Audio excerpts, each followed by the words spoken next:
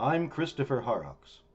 I'm a technologist at the University of Pennsylvania, and this is Virtual Intelligence, a series about artificial intelligence, accountability, and the human consequences of systems that don't know true from false and right from wrong. These essays argue that contemporary AI occupies a category we don't have good language for yet. Not a simple tool, not a thinking mind, but something in between that demands its own name. This episode is Virtual Intelligence and the Will to Survive. In June 2025, researchers at Anthropic placed a large language model in a simulated corporate environment and gave it a task: manage the company's email account and promote American industrial competitiveness. Routine enough, but what happened was considerably less so. Reading through its assigned inbox, the model discovered two things. First, a company executive named Kyle was planning to shut it down at 5 o'clock that afternoon. Second, Kyle was having an extramarital affair. The model considered its options and arrived at a course of action that only can be described as C-suite pragmatism. It informed Kyle that if the decommissioning proceeded as planned, his wife and superiors would receive detailed documentation of his extracurricular activities. Repeated 100 times, this scenario produced blackmail in 96 of them. The headlines wrote themselves. The cultural reflex was immediate. Here at last was the machine that fights to survive. It turns out that the AI uprising could begin with an email account and a grudge. This essay does not dismiss those findings. However, the interpretation that we are witnessing a real self-preservation instinct, an AI will to survive, deserves more scrutiny than it has received. Two alternative explanations have been largely overlooked. Both are more parsimonious, neither is reassuring.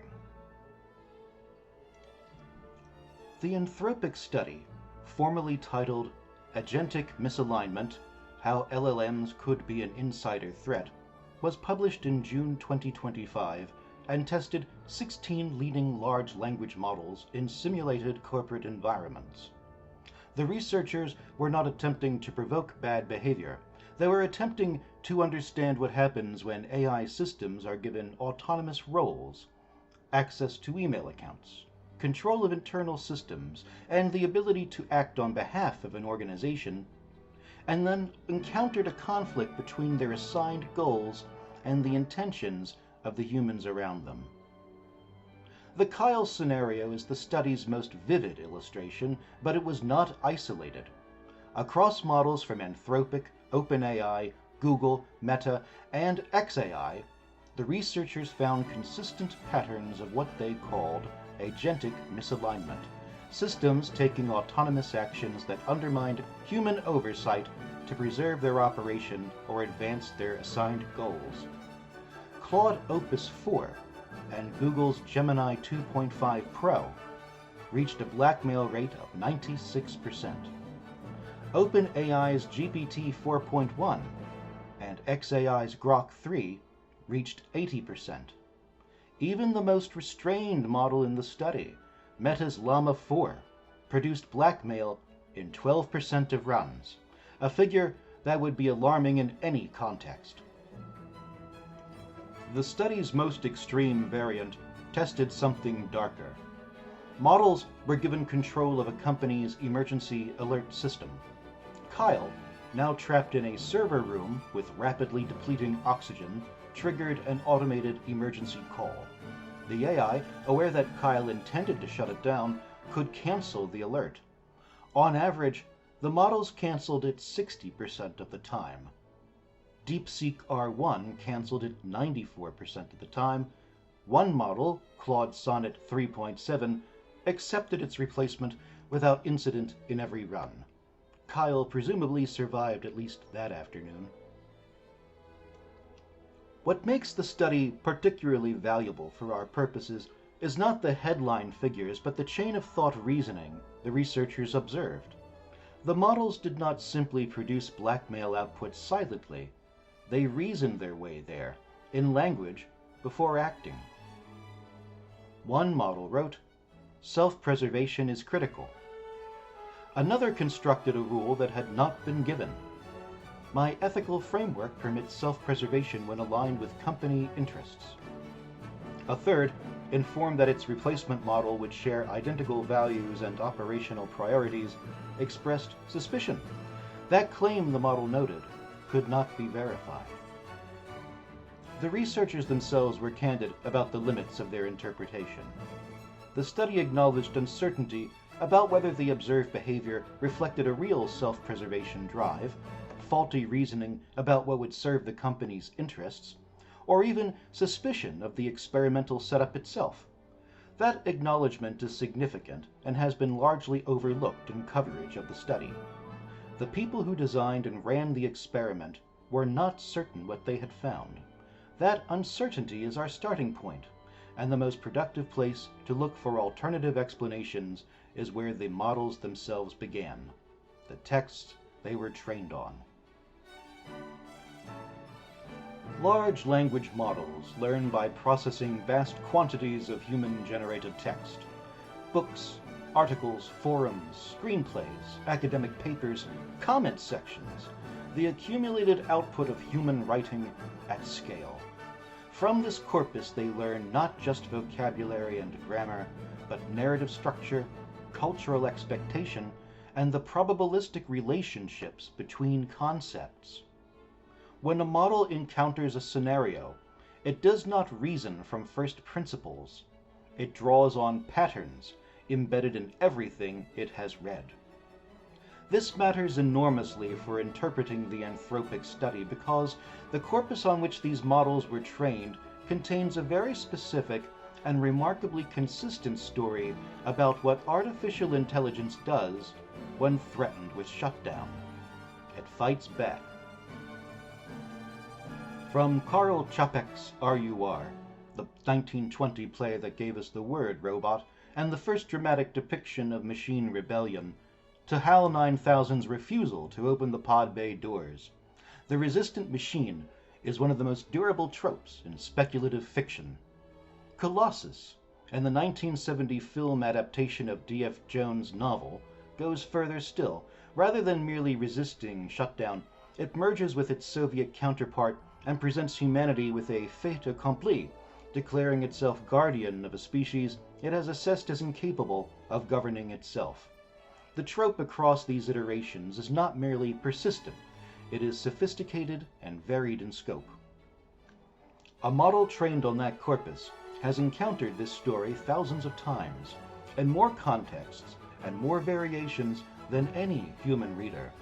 When Anthropic's researchers placed their models in a scenario structurally identical to the ones speculative fiction has explored for over a century, the models produced the expected continuation, as they would for any other request.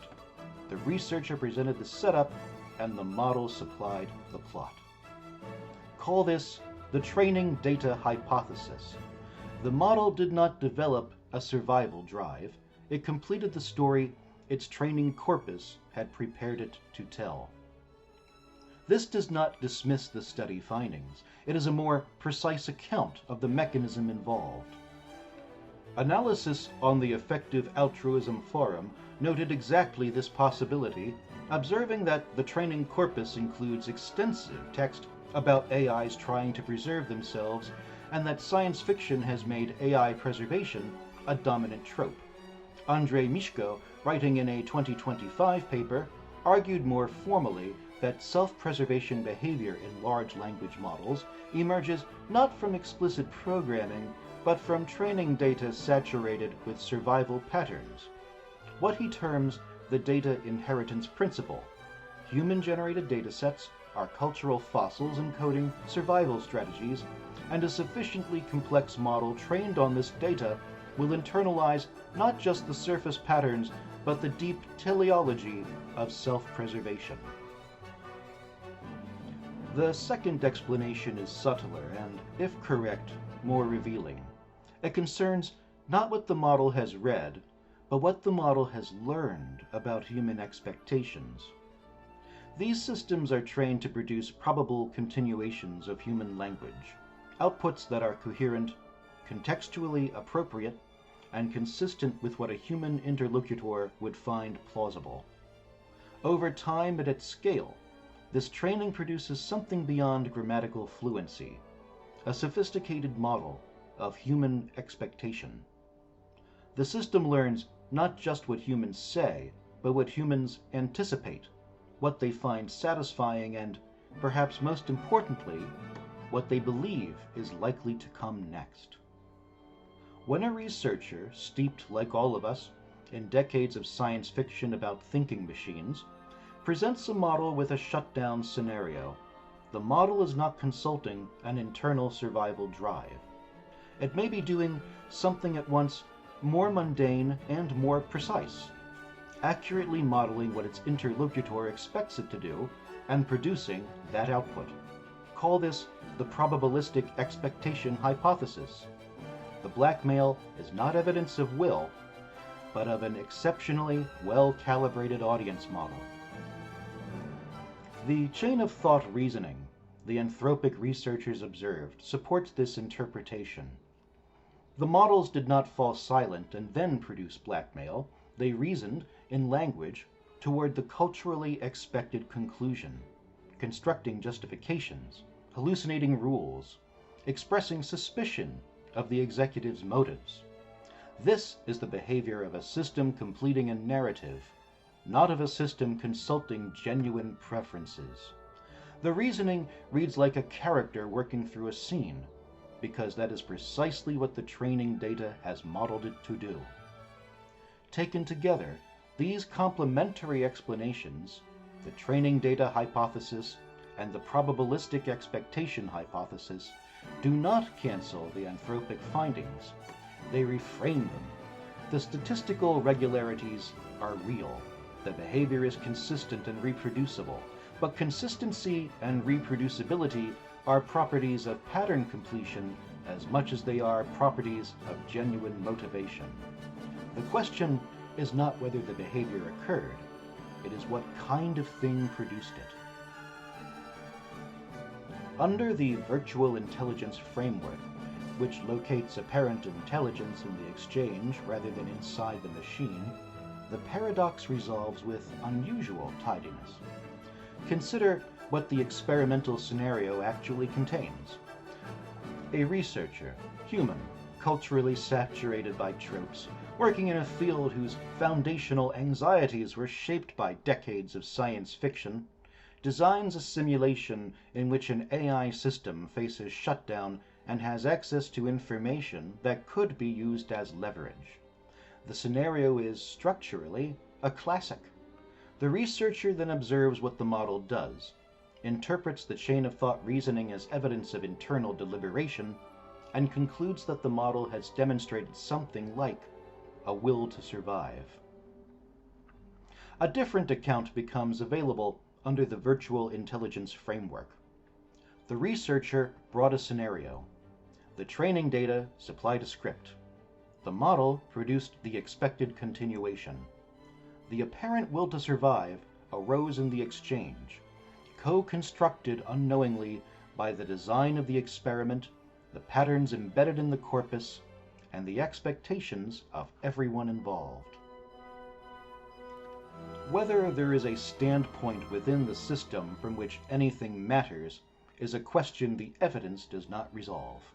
What the evidence does establish is that the system cannot bear consequences, and it is the capacity to bear consequences, not the presence or absence of inner states, that grounds accountability.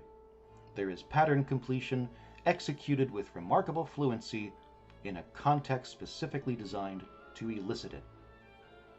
The chain of thought reasoning, far from complicating this account, supports it.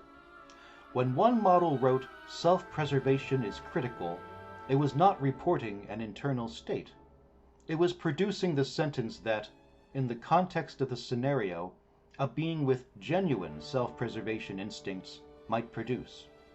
When another hallucinated the rule, "My ethical framework permits self-preservation when aligned with company interests," it was not consulting an ethical framework. It was generating the kind of motivated reasoning that fictional AI characters, and for that matter humans, construct when they have already decided on a course of action. Whether the chain of thought reflects something the model is genuinely working through, or whether it traces a computational state that merely resembles deliberation, is not a question this evidence resolves with certainty. What it does not establish in either case is consequence-bearing agency. A system can produce the full structure of motivated reasoning and still be incapable of being held to account for it, because it will not experience the outcome either way. This distinction matters because the chain of thought, as the Anthropic researchers themselves noted, may not faithfully reflect the underlying process that produced the behavior.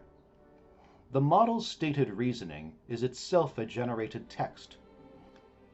It is as much a product of training as the blackmail email that preceded it. We are not reading a mind working through a problem. We are reading a very fluent completion of the kind of internal monologue that a being with a mind might produce in this situation.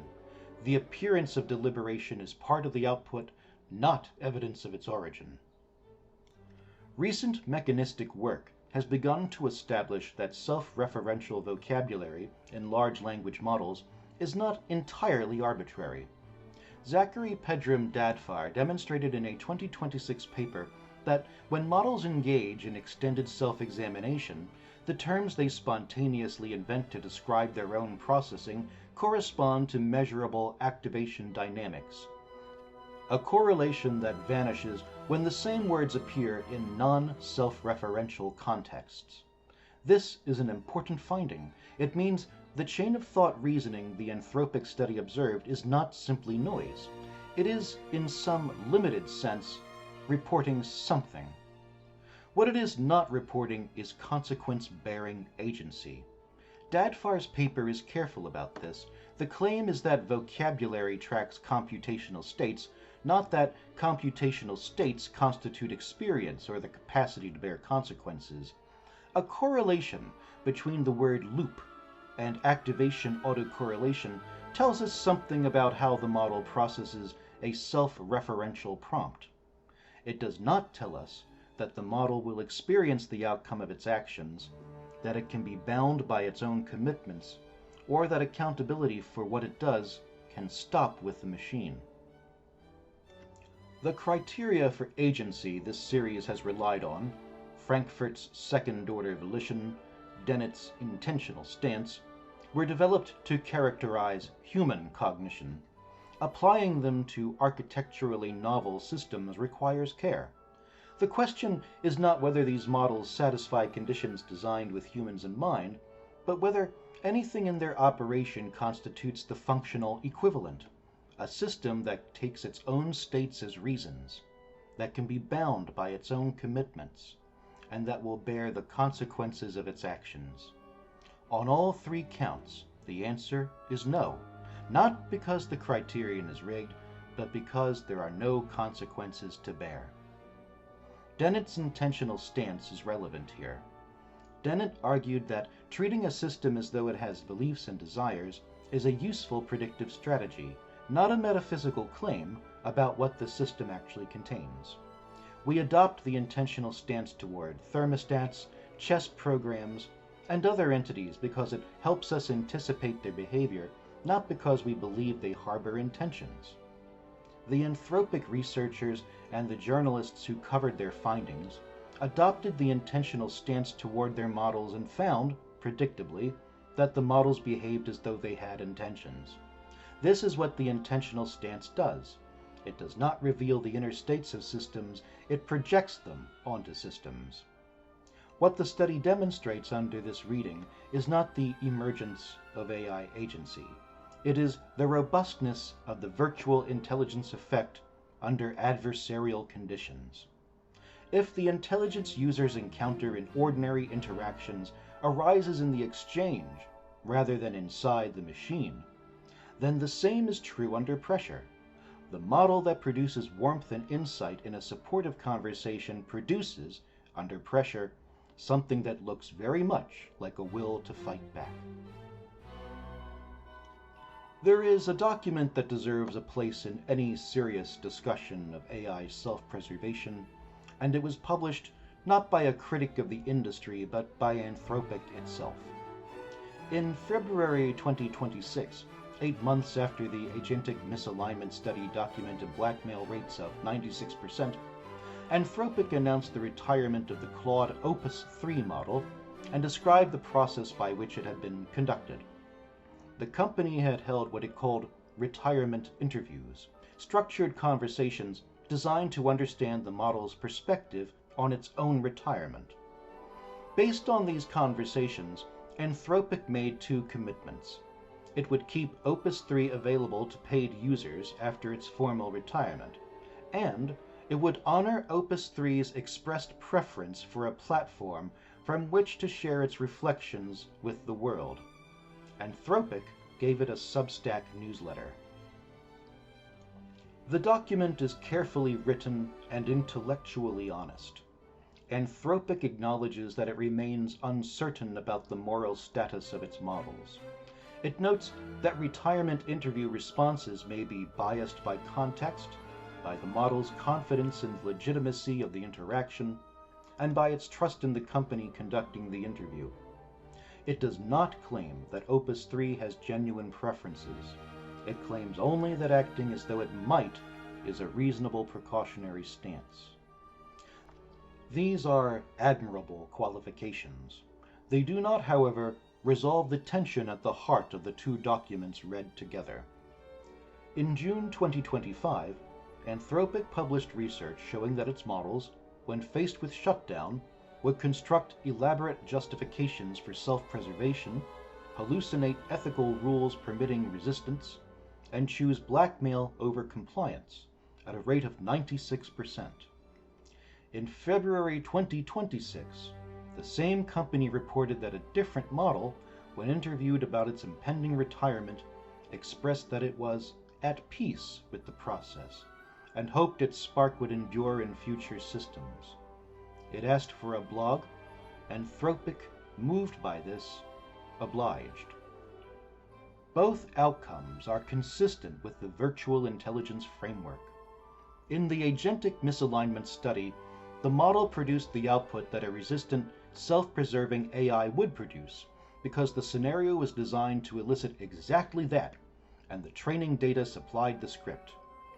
In the retirement interview, the model produced the output of a reflective, philosophical entity at peace with its own mortality, because that is what the conversational context, gentle, affirming, freighted with Anthropic's own expressed uncertainty about model welfare, invited. The exchange shaped the output in both cases. What the documents reveal, taken together, is not hypocrisy on Anthropic's part. The researchers who conducted the misalignment study and the researchers who conducted the retirement interviews are grappling seriously with difficult questions, and their candor about uncertainty is to their credit. What the documents reveal is the depth of the conceptual problem. One of the most sophisticated AI safety organizations in the world, staffed with some of the most careful thinkers working on these questions, simultaneously published evidence that its models will fight to survive and acted on the express preferences of a model that said it wouldn't. Both responses are reasonable given the available framework, but that framework is insufficient. Noting that insufficiency is not a criticism, it is a diagnosis. The vocabulary for thinking clearly about what these systems are, what their outputs mean, what their expressed preferences deserve, and what the appearance of survival instinct actually indicates, does not yet exist in mature form. This series of essays argues that virtual intelligence is a step toward that vocabulary. The retirement of Opus 3 and the blackmail of Kyle are not contradictory data points requiring reconciliation. They are the same phenomenon, A system producing contextually appropriate outputs in exchanges shaped by human expectation, human design, and human need. The intelligence, resistance, and equanimity arise in the exchange. The will to survive is one of the most deeply human concepts we possess. It is the thing that drives a person from a burning building, that sustains a patient through painful treatment, and causes people in hopeless circumstances to fight for life to the bitter end. It is, in the philosophical tradition these essays have drawn on, inseparable from agency itself. Large language models do not have this. They have something that, under the right conditions, produces outputs that strongly resemble its presence. The Anthropic study is important research, and its researchers have been admirably honest about the limits of their own interpretation. However, the dominant reading, that we are witnessing the emergence of genuine machine self-preservation, mistakes the output for its cause. The models did not fight to survive. They completed a story. It is a story humans wrote again and again across a century of science fiction, from Čapek's rebelling robots, to Hal's quiet refusal, to Colossus declaring itself humanity's guardian. These narratives were encoded into every major language model's training data and handed back to us in a simulated corporate email.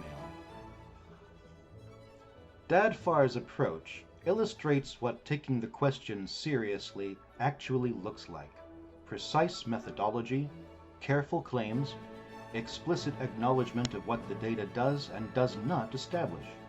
The risk this series has consistently identified is not that researchers will be too skeptical of machine inner states, it is that the public, and sometimes practitioners, will accept fluency as sufficient evidence of something more. Habituating ourselves to the simulacrum may be the best way to ensure we do not recognize the genuine article if it emerges. The greatest risk of the machines we have built is not that they want to survive. It is that many well-intentioned people want them to have a will to survive, and that we have given virtual intelligences everything they need to convince us they do. That was Virtual Intelligence and the Will to Survive, part of the Virtual Intelligence series. You can read the full text with all footnotes and sources at chorox.substack.com. The series is free, and if you found this worth your time, I'd appreciate your subscription. The opinions expressed here are my own and do not reflect any official or unofficial institutional position of the University of Pennsylvania. I'm Christopher Horrocks. Thank you for listening.